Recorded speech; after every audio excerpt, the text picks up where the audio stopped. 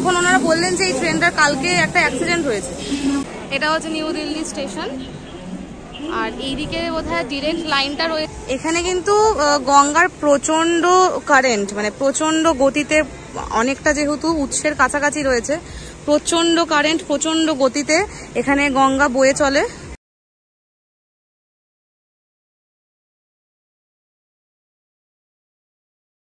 Good morning, আজকে হচ্ছে day 2 আমাদের ট্রিপের। এখন বাজে সকাল 8:30, আর একটু আগেই ঘুম থেকে উঠে গেছিলাম।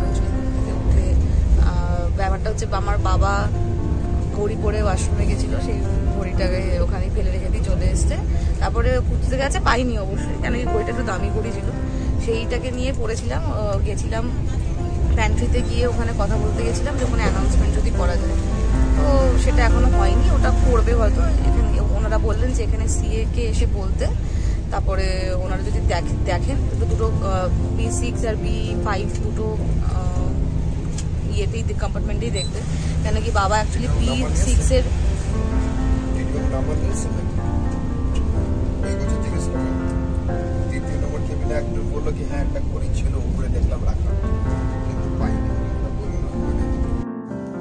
পরে অ্যানাউন্সমেন্ট করা হলো আমার বাবার ঘড়িটা আর পাওয়া যায়নি, আর তারই মধ্যে সার্ভ করে দিয়েছিল আমাদের ব্রেকফাস্টে ছিল 2টো হোয়াইট ব্রেড, আর তার সাথে ছিল এগ অমলেট অথবা ডাবল বয়েলড এগ অমলেটের কথাই কিন্তু ওরা খালি বলে ননভেজের ক্ষেত্রে, কিন্তু ওরা ডাবল বয়েলড এগের কথা বলে না। কিন্তু ওরা আগের দিন রাত্রিবেলা জিজ্ঞাসা করে যায় যে তোমরা কি খাবে, তখন তুমি বলতে পারো যে আমি অমলেটের বদলে 2টো বয়েলড আর ভেজ অপশনটায় থাকে একটা নর্মাল ভেজ কাটলেট। আচ্ছা, এই যে ছোটদি ভাই খাচ্ছে, হচ্ছে কি খাচ্ছ তুমি বলো? অমলেট আছে ভেতরে, হ্যাঁ ফ্রেঞ্চ ফ্রাইজ। হ্যাঁ হ্যাঁ, ও খেয়ে বলো এটা কেমন? আমার কেচাপ দিয়ে খেতে ভালো লাগে। হ্যাঁ হ্যাঁ, ঠিকঠাক। আর তার সাথে এদিকে ব্রেডও রয়েছে, ব্রেড ছিল, ব্রেডটা খাওয়া হয়ে গেছে। হ্যাঁ হ্যাঁ, আর একটা কোল্ড তো ম্যাঙ্গো। হ্যাঁ হ্যাঁ, খাওয়া দাওয়া সারতে সারতে ফ্রেশ হওয়ার পরেই আমরা পৌঁছে গেছিলাম দিল্লি স্টেশন।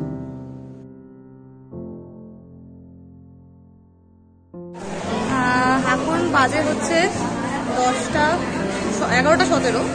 আমরা এখানে ঠিক একদম কারেক্ট টাইমে 10:50 ঢুকে গেছিলাম। নিউ দিল্লিতে 10:50 রাজধানী ঢুকিয়ে দিয়েছে।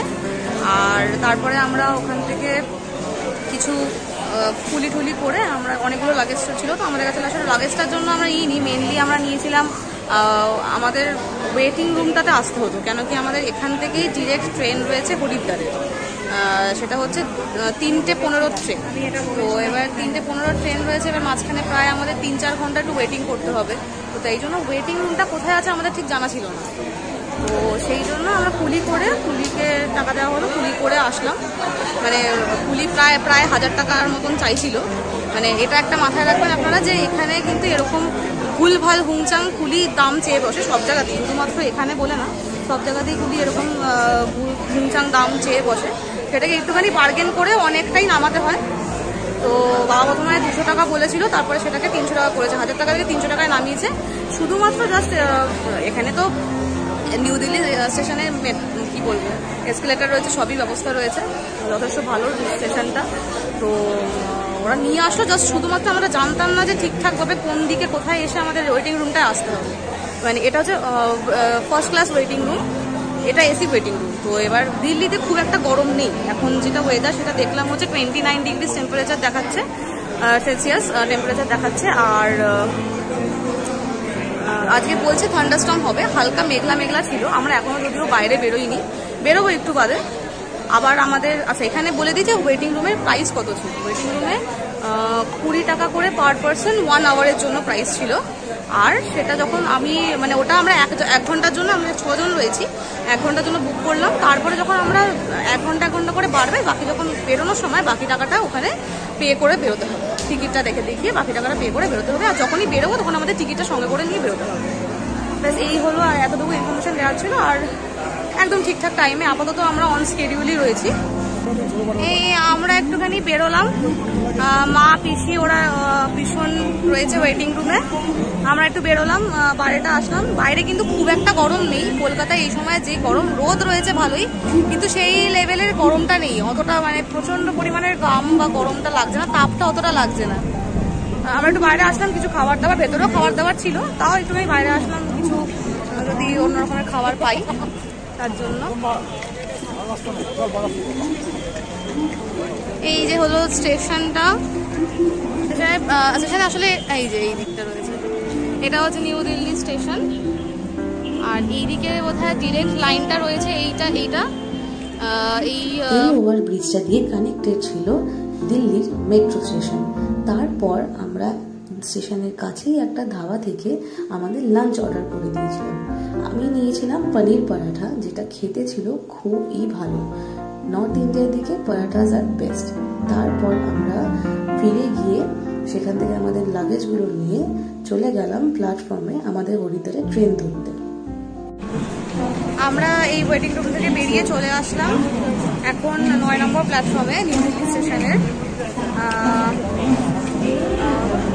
এই পেছনে আমাদের ট্রেন রয়েছে, এটা হচ্ছে জনশতাব্দী।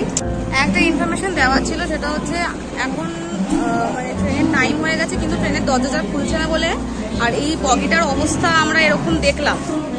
এই বগিটার কয়েকটা কাজ এরকম ভেঙে রয়েছে, এই কাজটা ভেঙে রয়েছে, এখানে কাজটা কিছু ভেঙে রয়েছে। তো সেই জন্য আমরা বুঝতে পারছিলাম না যে কি হচ্ছে ব্যাপারটা, দরজাটাও খুলছে না, দরজা খুলছে না, কাজ এরকম অবস্থা হয়ে রয়েছে।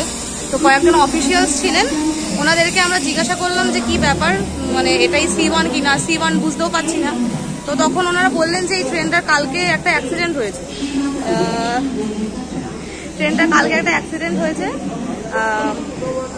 একটা বোধহয় ট্রলি রাখা ছিল, লোহার যে ট্রলিগুলো হয় লাইন দিয়ে যায়, সেরকম একটা লাইনের মাঝখানে রাখা ছিল কোনো কারণে, সেটা সরানো হয়নি। ট্রেনটা অনেকটা স্পিডে ছিল, তো সামনে এখানে এই দিকটাতেই ইঞ্জিন ছিল, তো ইঞ্জিনের পরে এই বগিটা ছিল বলে কিছু এখানে ড্যামেজ হয়েছে। আর তাই জন্য এই বগিটা বোধহয় যাবে না, এই বগিটাকে চেঞ্জ করা হবে। এই আমরা উঠে গেছি ট্রেনে, এটা হচ্ছে মানে কিছুক্ষণ বাদে তখন আমি বললাম যে ট্রেনের বগিটা মানে ডিসপুট হয়ে গেছে বলে অন্য দুটো বগি এসে লাগালো। তারপরে আমরা ট্রেনে উঠলাম, ট্রেনে উঠে একটুখানি ঝামেলাই হয়েছিল, কেন কি যেহেতু এটা এসি চেয়ার কার, সেই জন্য এখানে উপরে এরকমভাবে সব ইয়েগুলো রাখতে হয়, লাগেজগুলো রাখতে হয়। এবার লাগেজ রাখা নিয়ে এই চেয়ার কারগুলোতে একটুখানি অসুবিধা সবসময় হয়, সেই জন্য আমরা অনেকক্ষণ আগে চলে এসেছিলাম, প্ল্যাটফর্মে চলে এসেছিলাম। কিন্তু ওই যেহেতু ট্রেনটা মানে কি বলবো লেট করলো একটুখানি, ট্রেনের মধ্যে ওঠার সময় হুড়োহুড়ি হয়ে গেছিলো, হুড়োহুড়ি হয়ে তারপরে সবাই মিলে যাই হয়ে গেছে, সেটেল হয়ে এখন বসে গেছি। এই এখন ছাড়লো, কটার সময় ট্রেনটা ছাড়লো তখন 3:20 ছেড়েছে, 3:20 ছেড়েছে। এখন বাজে হচ্ছে 3:39 বাজে, 4:01 গাজিয়াবাদ যাবে। আর হ্যাঁ 7:31 হরিদ্বার পৌঁছাবে। তো আমরা নেমে গেছি এখন হরিদ্বার স্টেশনে, মানে অনেকটা, ট্রেনটা প্রায় আধা ঘন্টার বেশি লেট ছিল। এখন সময় হচ্ছে 8:09, সেই মানে বিধ্বস্ত অবস্থা। কালকে বিকেলবেলা থেকে ট্রেনে মানে কালকে বিকেল 4টে থেকে ট্রেনে উঠেছি, সে মানে এখন মানে আর পাচ্ছি না, একদম বিধ্বস্ত অবস্থা হয়ে গেছে, অনেক লেট হয়ে গেছে। এখন একটা টেম্পো বা কোনো একটা গাড়ি করে বোধহয় জানি না কিছু ঠিকঠাক করছে, বাবার ওরা সবাই ঠিকঠাক করছে, সেটা করে আমরা যাব হোটেলে। হোটেল বুক করা আছে, হোটেলের নাম হোটেল ত্রিশূল। হোটেলের সামনে গিয়ে হোটেলটা দেখাচ্ছি। আর এইদিকে একটুখানি এটা হচ্ছে হরিদ্বার স্টেশনটা, খুবই সুন্দর। আমরা টেম্পো থেকে নামলাম, স্টেশন থেকে খুব একটা দূরে নয়। এই আমরা হোটেল ত্রিশূলের সামনে দাঁড়িয়ে আছি, এটা আমাদের হোটেল। এটা হলো হোটেল ত্রিশূল, এইটা হলো হোটেল। আমরা এটা বুকিং করে নিয়েছিলাম আগেই। ঘাটটা এটা থেকে কাছেই পড়বে। আমরা এখন আপার রোডে রয়েছি, আর পাশ দিয়ে গিয়েই নিচে হচ্ছে গঙ্গা। যাই ভেতরে যাই, চেকিং করি, তারপরে দেখাচ্ছি।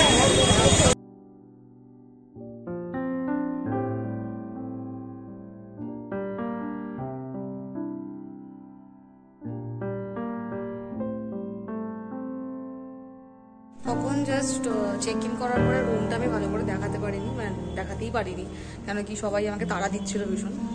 এখন রুমটা অলরেডি নোংরা হয়ে গেছে, তাও অল্প করে দেখিয়ে দিই যতটুকু দেখানোর। এই হলো আমাদের রুম, এই হলো সব জিনিসপত্র। এখানে একটু জামা কাপড় ছড়ানো ছিটানো হয়ে গেছে, কেন কি চান করেছি, ড্রেস চেঞ্জ করছি, কেন কি 2 দিন ধরে আমরা ওই একই জামা পরে রয়েছি। এখানে মা রয়েছে, আর এই হলো ওয়াশরুমটা ঠিকঠাক পরিষ্কার পরিচ্ছন্ন। আমাদের তো এখানে একটা রাত কাটানোর, কেন কি কালকে আমরা অন্য জায়গায় বেরিয়ে যাচ্ছি, তাই জন্য আমরা কোনো রকম ব্যালকনি ভিউওয়ালা কোনো কিছু নিইনি। নর্মাল জাস্ট আমরা রাতটাই কাটাবো, কেন কি কালকে সকালবেলা আমরা ঋষিকেশ চলে যাব এখান থেকে। তারপরে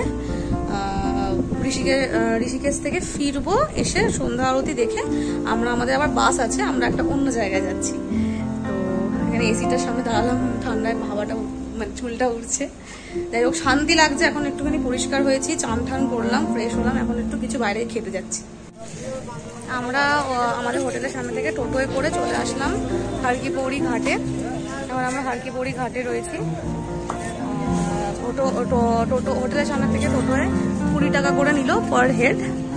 আর এই দেখে যে আমরা এখন একটা মার্কেট টাইপের রয়েছে ঘাটের চারিদিকে, এখানে অনেক কিছু পাওয়া যায়, বেশ পুজোর জিনিসপত্র থেকে শুরু করে ঠাকুরের জিনিসপত্র, জুতো রয়েছে, সব জামা কাপড় সবকিছু রয়েছে। আর এই যে এটা হচ্ছে একটা গেট টাইপের করা রয়েছে ঘাটে যাওয়ার জন্য, মন্দিরের ঘাটে যাওয়ার জন্য। তো ঘাটে যাচ্ছি, তা এই চলে এসছি আমাদের গঙ্গা, যেই গঙ্গা আমাদের কলকাতা শহরের উপর দিয়ে বয়ে যাচ্ছে, সেই গঙ্গাও এইখানে, তার উৎসর খুব কাছাকাছি রয়েছি আমরা। খুব সুন্দর লাগছে ঘাটটা। এখানে কিন্তু গঙ্গার প্রচন্ড কারেন্ট, প্রচন্ড গতিতে, অনেকটা যেহেতু উৎসের কাছাকাছি রয়েছে, প্রচন্ড কারেন্ট, প্রচন্ড গতিতে এখানে গঙ্গা বয়ে চলে, দেখেই বোঝা যাচ্ছে যে প্রচন্ড গতিতে বইছে।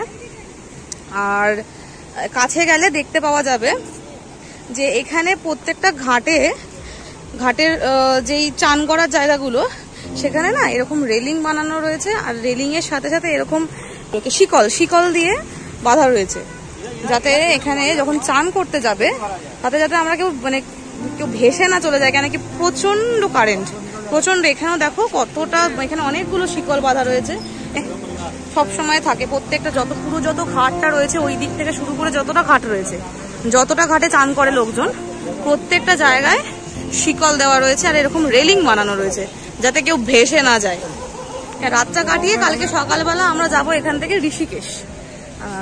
তারপরে কালকের ভিডিওতে সবকিছু আসছে, আরো অনেক কিছু মজা করব, অনেক কিছু রয়েছে, সবকিছু দেখতে থাকো আস্তে আস্তে। আর সবকিছু আপডেট পাওয়ার জন্য অবশ্যই আমার চ্যানেলটাকে সাবস্ক্রাইব করে রেখো, আর সাথে থেকো, ফলো করো। থ্যাংক ইউ, আগাম থ্যাংক ইউ জানিয়ে রাখলাম। আসলে আমি একদম নতুন শুরু করেছি তো এগুলো, ব্লগিং করা, কখনো ব্লগ করিনি, আমি জানি না যে কি করে করতে হয়, কেমন করে বলতে হয়, কি বলতে হয়। আমি জানি আমি অনেক উল্টোপাল্টা বলছি, সেই উল্টোপাল্টা বলাগুলোর জন্য আমাকে একটুখানি প্লিজ সরি। আর আমি দেখাচ্ছি এরপরে আমরা কোথায় খেলাম, কি খেলাম দেখাচ্ছি। আর ততক্ষণ তোমরা একটুখানি গঙ্গাটাকে দেখো, এত সুন্দর লাগছে গঙ্গাটা, অসাধারণ লাগছে।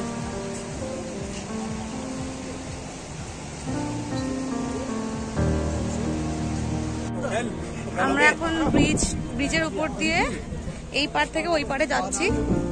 এই হলো ব্রিজটা, এই ব্রিজের উপর দিয়ে আমরা ওইদিকে যাচ্ছি। ওদিকে কিছু হোটেল রয়েছে, আর ওদিকে ঘাটটা সুন্দর, আর একটু বেশ ওখানে হোটেল রয়েছে, আর ওখানে খাওয়া দাওয়ার দোকান ভালো রয়েছে বলে আমরা ওই দিকটা যাচ্ছি। আমাদের হোটেলটা অ্যাকচুয়ালি ওই পারেই, আমরা যে টোটোয় করে আসলাম, সেই টোটোওয়ালা আমাদেরকে ওই পার থেকে ব্রিজ ক্রস করে এ পাশেই নিয়ে আসলো।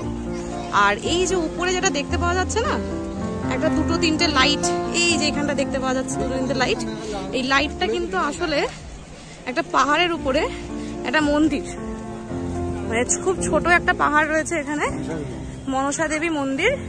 এই যে এখানে যে দেখতে পাওয়া যাচ্ছে, এই যে এটা একটা পাহাড়ের চূড়া। সকালবেলা আমি আবার দেখাবো, খুব সুন্দর লাগছে। তারপর আমরা ডিনারে অর্ডার করে দিয়েছিলাম দাল তড়কা, পনির বাটার মশালা, বাটার নান, রাইস আর ধোসা। হরিদ্বারে কিন্তু সব কিছুই ভেজ পাওয়া যায়, ওখানে কিন্তু নন ভেজ কিছু পাওয়া যায় না। আর এটা ছিল গঙ্গার পাড়েরই একটা ধাবা থেকে, ধাবাটার নাম ছিল চটিয়ালা। চটিয়ালা নামে ওখানে অনেক ধাবা রয়েছে, ওটা একটা বড় ব্র্যান্ড ওখানে। আর খাবার দাবার খুবই ভালো ছিল, আমরা সেদিন খুব ভালোভাবেই খাওয়া দাওয়া করেছিলাম। আর ব্যাস তারপরে হাঁটতে হাঁটতে চলে গেলাম হোটেলের দিকে, তখন রাত্রি প্রায় 11টা বাজে। আর আজকের জন্য এইটুকুই, তোমরা আমার সাথে থেকো, and tata, and stay tuned.